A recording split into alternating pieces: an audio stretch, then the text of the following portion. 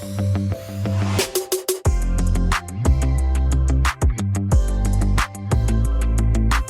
guys, it's Megan, and in today's video, I'll be showing you 8 things that you can do when you're bored at home. All of these ideas are either free, or they're made with things that you can probably find around your house. So without further ado, let's just get into it. This first idea is something that you can do right from your phone, which is to get this app called A Closet. This is a free app where you can upload pictures of your clothes and make like little outfit collages. There's 2 ways to upload clothes into the app. The first option is to find the item online and then screenshot it. This is definitely the easier option, but for stuff that you can't find online, you can take pictures of it and upload it that way. Try to take the pictures on a solid background. I use this white blanket for most of them. It would probably be easier to do this like on your floor so you can actually see what you're doing, but you're just gonna take a picture, crop it, and rotate it if you need to. And repeat this for pretty much everything in your closet. Not gonna lie, I definitely did not get to everything because this takes forever. So, it's perfect if you're like actually bored, but I had the bright idea to film this on like New Year's Eve and I kind of had places to be. I ended up taking about 25 pictures and then my cat Millie decided that I was done. To import your pictures into the app, go to the closet section, click the plus button, and choose a photo. It does a pretty good job at removing the background automatically, but you might need to edit it a little bit. When you're taking your pictures, try to use a solid background that's like a different color from the rest of your shirt. Because as you can see, white shirt and a white background doesn't always work so great. It worked a whole lot better when I used a darker background. And after you import all your pictures, you can put them together to create outfits. This was actually so much fun. I mean, taking the pictures and like uploading them was kind of annoying, but once I started actually like creating outfits, it was all worth it. But yeah, 10 out of 10, definitely recommend this one. Idea number 2 is to look up trivia about different movies and TV shows on IMDb. This works best with stuff that's a little bit older, and generally, the more popular something is, the more facts that it'll have. Personally, I like looking up movies from between like the 80s to about the early 2000s, because I think it's really interesting to see how they did different effects before CGI became super accessible. Like in the movie Elf. This was filmed in 2003, so they did use a little bit of CGI, but they also made it a point to use a lot of practical effects like forced perspective. So basically, they built a second set that was a little bit higher and closer to the camera to make Will Ferrell look bigger than the rest of the elves in the shot. Something that I didn't know about this movie was that they were able to use so many elements from Rudolph the Red-Nosed Reindeer because the 1964 film wasn't properly copyrighted. I don't know, I just find this kind of stuff really interesting, especially if it's for a movie that you've seen a million times. If you're looking for a different craft to do, you could try this oil marbling technique. All you need is a large bowl filled with water, some vegetable oil, food coloring, some small containers to mix everything, something to mix with, and either watercolor paper or cardstock. First, cut your paper into quarters so that it'll fit inside the bowl. Then add a little bit of oil to a small container, and put in about 20 drops of food coloring. You really don't need to use exact measurements for this, but you definitely don't need a lot of oil. I think I used about a tablespoon or 2 for each color. Go ahead and mix everything together the best that you can. Mix up as many colors as you want. You might have to remix them if they sit out for a while. Start dropping the oil mixture into the water. Place your paper on top, and lift it up to reveal your print. I just started out with 1 color, but I think that I got the best results when I combined about 3. Definitely play around with it to see what works. If you want, you can tilt the print back and forth a little bit to spread out the colors. If you want your colors to be more vibrant, add in a little bit more oil before each print. If you don't add in more oil, your second print will give you this sort of pastel effect. Just keep adding in more oil and making more prints until the colors mix together a little bit too much and it kind of starts to turn brown. When that happens, just get some fresh water. I'm pretty sure that you're not supposed to pour oil down the drain, so I dumped the old water out outside.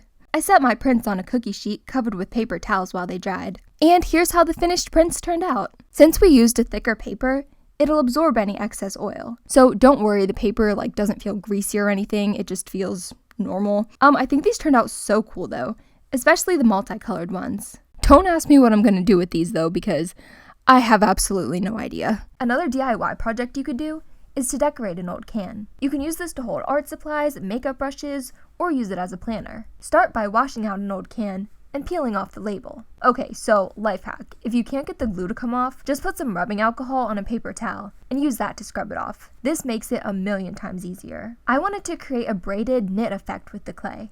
If you don't have polymer clay, you can try making your own air dry clay instead. I have a whole video on that, and you probably already have everything that you need to make it. You can also use scrapbook paper or paint the can if you want to. I started by cutting my clay into a few pieces and rolling it out into long, thin snakes.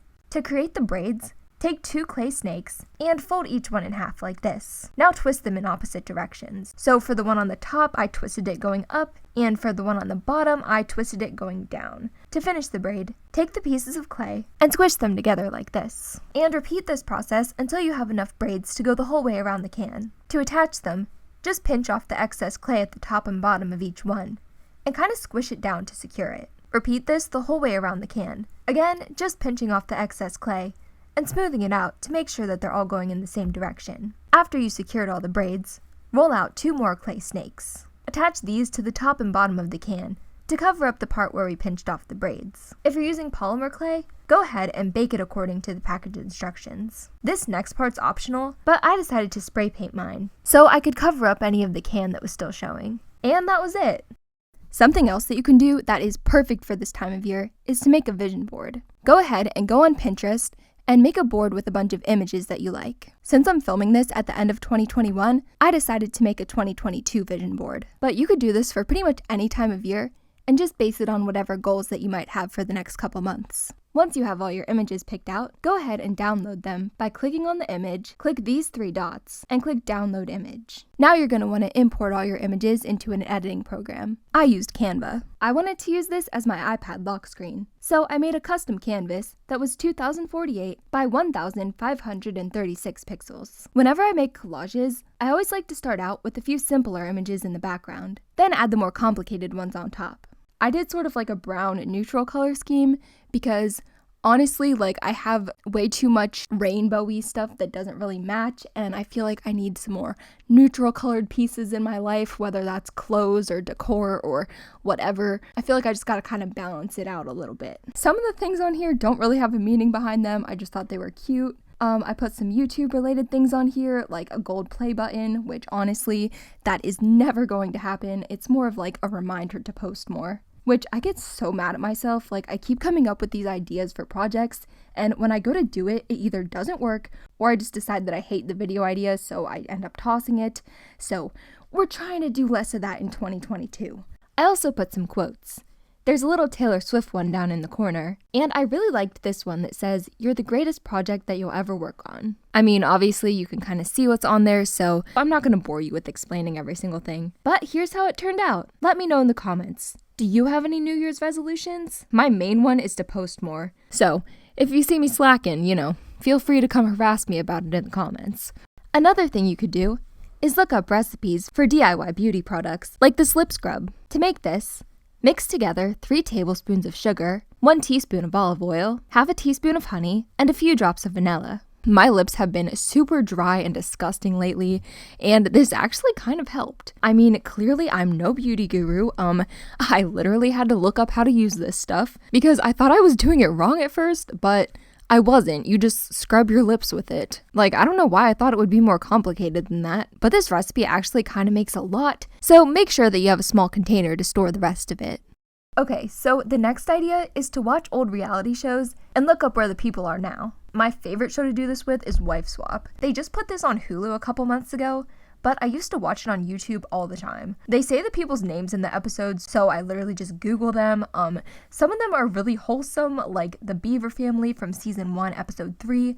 The daughter, she has a TikTok now, and she sells crochet stuff. After they put Wife Swap on Hulu, this girl, she saw the opportunity, she ran with it. Girl boss, yes, we love it.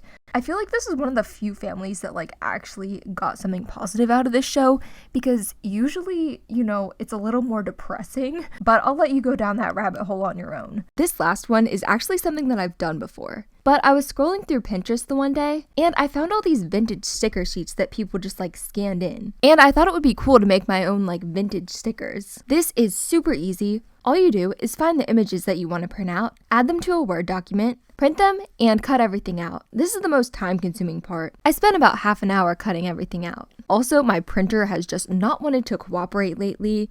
I'll have to sit down and see what's wrong with it because it says the ink's fine, but for some reason, everything I try to print just looks kind of washed out. But once you have everything cut out, get a piece of parchment paper, then put on a piece of tape with the sticky side facing down.